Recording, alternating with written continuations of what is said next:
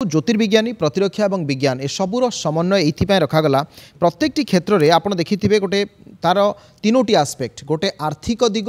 गोटे सामाजिक दिग एवं तार गोटे भौगोलिक दिग ए तीनोटी दिग को नहीं प्रत्येक घटनाक्रमर समाहार रही है तापर तार प्रकार भेद आप कूटनीतिक स्तर में वाणिज्यिक स्तर में बा राजनीतिक स्तर में आपको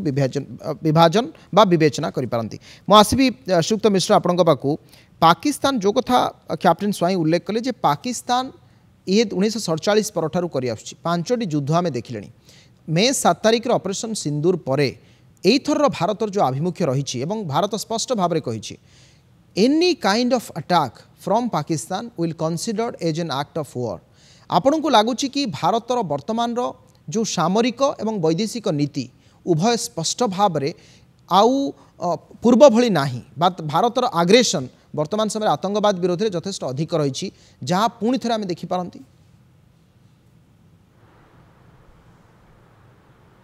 देखो तो भारतर आभिमुख्य लाउड एंड क्लियर गत सीज फायर समय आमर स्पोक्स पर्सन जहाँ कही जे वर्तमान जदि डिस्कसन हम ताहा पीओके पर ही हम एवं जदि पाकिस्तान कौन सी हरकत हुए दैट विल ट्रीटेड एज वार। तेणु भारत कैटेगोरिकली स्पष्ट भाव पाकिस्तान नुह सारा विश्व को जन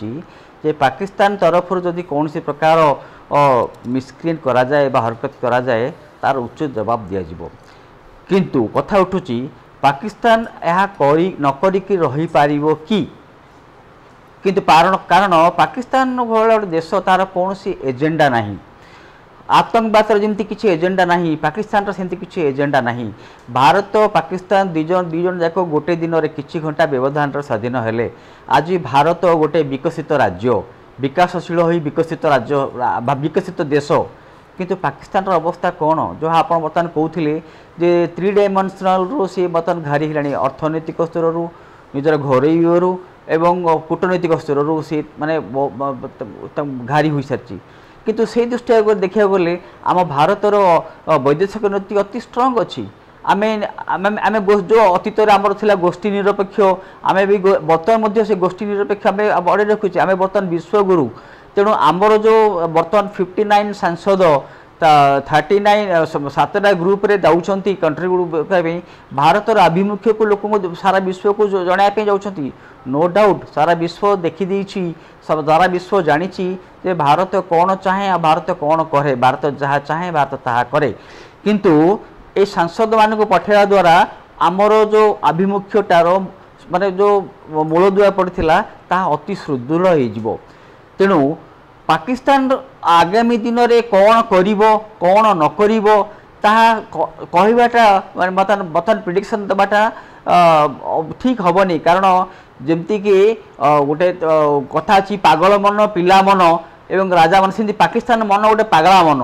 तांकर शासक तांकर शासनकर्ता तांकर सरकार आउ तांकर सेना पर कौन तालमेल नहीं। आपण गतकाली आज देखिथिबे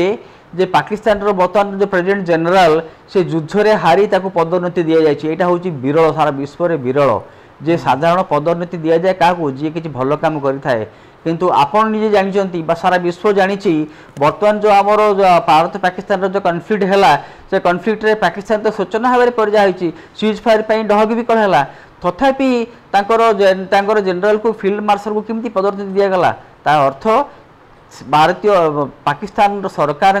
सरकार कौन सी कर्तृत्व नहीं एवं से सेना ही सबको चलाऊँगी। तेणु हुए तो बर्तमान सरकार जो पाकिस्तान सो कॉल्ड प्रॉक्सी सरकार सेना को डरिकी पदोन्नति देते। तेणु पाकिस्तान आगामी दिन में पुणी से हरकत न कर तार किसी माने ना।